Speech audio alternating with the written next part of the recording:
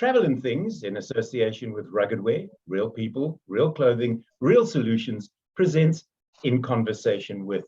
I am your host, David Batsoffen, and today my guest, and I'm so happy to be talking to him, I want to call him the reclusive, the Scarlet Pimpernel of South African photography, Obie Oberholzer, and we're chatting about his new book, Happysadland. Obie, good morning. Welcome to you, and a very happy spring day. Oh, thank you, David. It looks a lovely day in Johannesburg, and yeah, good day.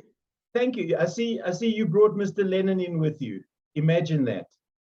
Yeah, imagine that. I mean, he's been gone since 1980, the 6th of December, and right.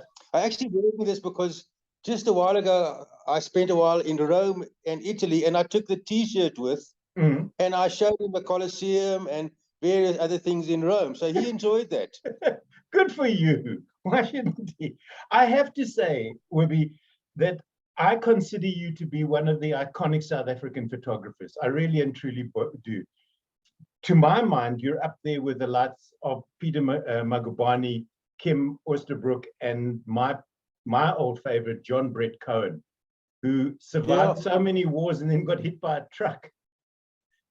Sort of ironic. Yeah. Well, thanks, David. I mean, compliments will get you nowhere with me, eh?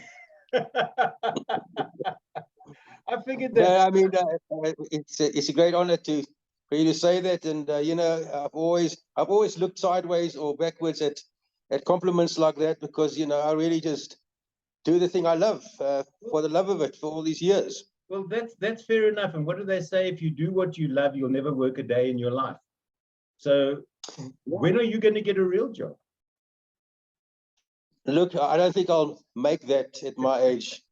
You know, I've always, besides John Lennon, I grew up with Elvis Presley and of course the Beatles and all that, those guys. And there's one song that I still believe in as kind of one of my mottos is follow that dream. Follow the dream wherever the dream will lead you. So all I've done all this time, as you say, with no work, is follow their dream.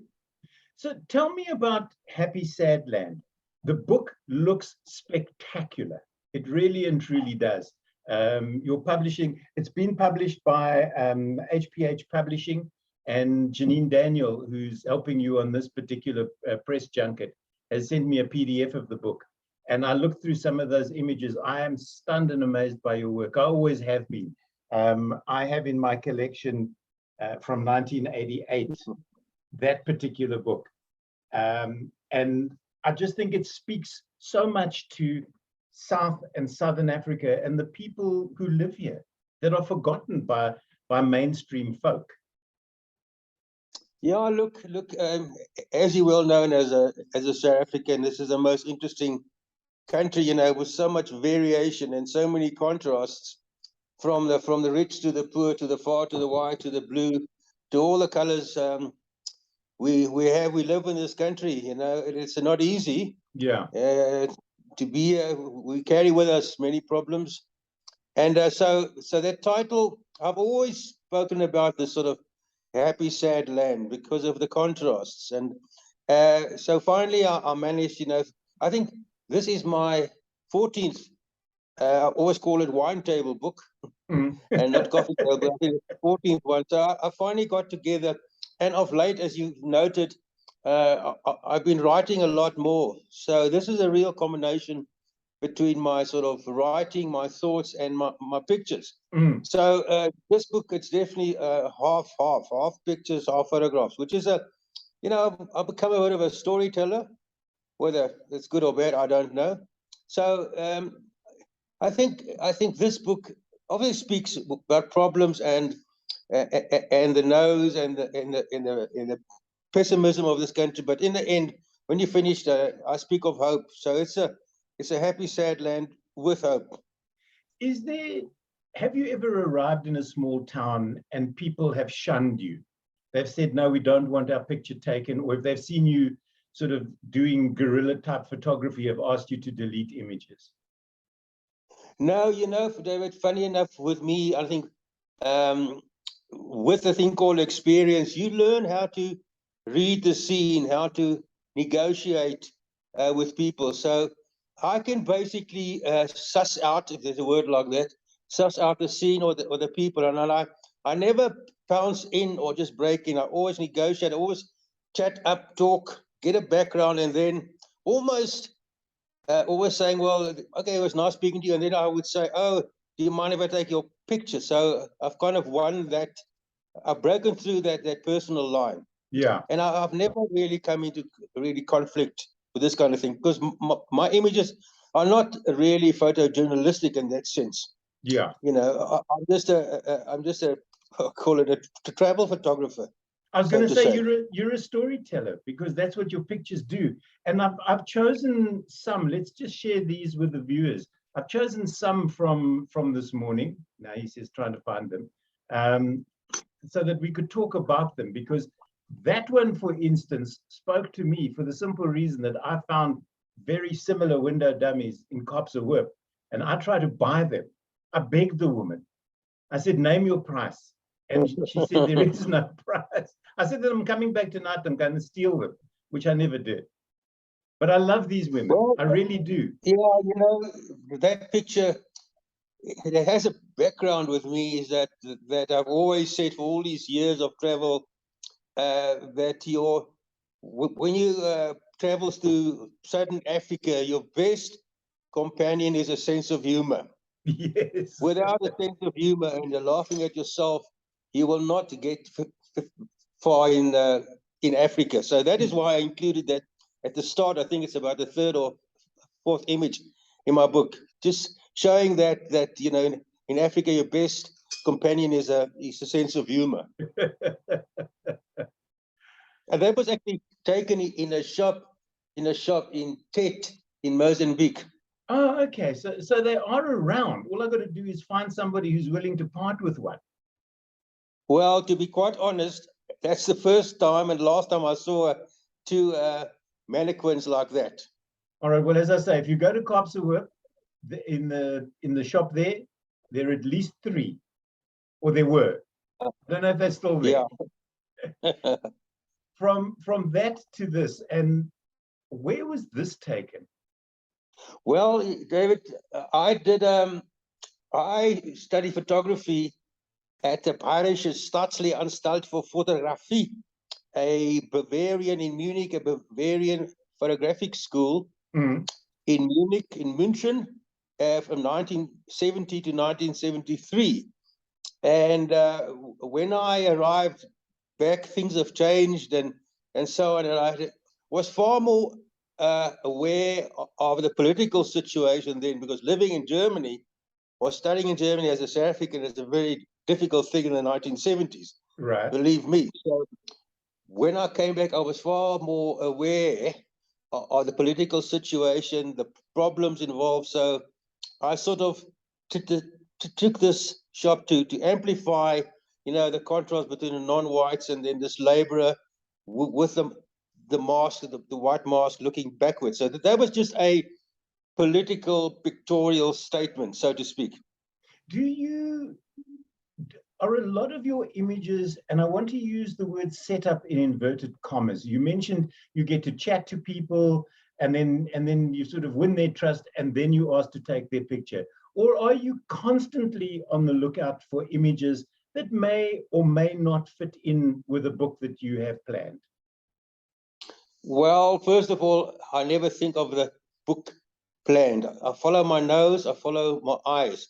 Okay. I follow that dream, and I've learned or I achieved the ability to visualize a scene. So I can look at a scene and know if it's going to be a good image. So I would say, to be quite honest to you, that I make pictures more than I take pictures. So okay. If I won't change the essence of the image or the scene, but I would move either myself or object within the scene to make a certain standard that is ingrained in me. Okay. So what I'm saying for the viewers is that I can visualize how that image will look when it's edited and printed in a book. Okay, so let's move on. Just sticking with this one for a moment, if I may. Have there been instances, because I know it happens with me as a photographer, you drive past something and you think, I'll shoot that on the way back, or I'll shoot it at a later date, and then you never get back to it. Have you ever had a situation where you've passed up on an opportunity, your own making, and then afterwards gone, if only I'd done that, if only I'd taken the image? Yeah, look, I used to lecture students for many years, total in 30 years, and I've always said to them, when you look at your pictures and you can subtract, minus, cut out the words, if, maybe, perhaps, could have, should have. I should have been taller, higher, I could have been lower, maybe I could have done this. So if you cut out those words, you immediately have a better picture. Yeah. Rule number 2, always stop for the picture, because rule number 3, it probably never comes again. Yeah. And point number 4 that I always used to say is a little slogan: if you go, you get. So I think that would summarize. And just for interest sake, that was a 35mm, the man with a mask, non-whites only. There's actually a 35mm black and white image, which I then hand colored for the book. So it's got a strange, maybe older feel to it. Do you miss the days of 35mm? I get asked that quite often. You know, you pass on, you learn, you grow. You know, I was well known for analog, black and white, and color. But suddenly, when I turned 60, my friends gathered together and bought me a digital Canon with lenses, and I just left the analog there and then, and I had to learn editing there and Photoshop and so on. So no, I don't look back. Okay. To be quite honest. Well, if this woman looks back, she's going to be looking this thing straight in the wrong spot. There has to be a story behind this, Obie. Well, that I found this lady in Namibia, small little place, and she was a taxidermist, and all she really made were these backsides of springboks and gemsboks. So I posed her there, and I asked her, now, how can you sell? Before I finished the question, she said, I sell them one after the other. Guys come in here and buy one for their bars. That's the story. What do they say? There's a lid for every pot. You know, what was quite funny, I had a little show, exhibition down at the Riviera Castile Art Festival, and the old Springbok captain, Morne du Plessis, I posed him with him as the old friend of mine, and he actually put his hand underneath those things, and we had a good laugh at that. With the new book, with Happysadland, have you very specifically set out your images to perhaps juxtapose what each one is saying? This one spoke to me, it really and truly did. I thought it was so well put together, almost the sadness of the elderly couple on the right hand or the left hand side, together with a joyous face opposing them. Yeah, you know, you're right. I mean, you're right. I mean, the designer helped here too, and it's a book of contrasts, and I mean, just the Voortrekker couple with the ox wagon and the smiling Xhosa lady, you know, that really, if one knows South Africa, one really gets two ends, a historic end and actual end here. So you're completely right. I mean, this speaks without words about the country and its history. It does indeed. How many images did you start off with, and how do you cull them? It must be like shooting children, or your children. You know, I don't gather so many images because I know I have a certain data bank in me, and I know it's good enough. Okay. So I have a very big collection of images. I mean, if you've been taking pictures for the last 50 years, you know, you have quite a collection. And in this book, I use some older stories, older pictures, some new ones, some very new ones. So it's a whole collection. So I think at my age, at 75, you're allowed to do a conglomerate, a collection of images. And why not? It's sort of part retrospective, part current. Oh, we finally got to the word art. I can just tell you about art, about what I think about art. I don't really think about art because I photograph.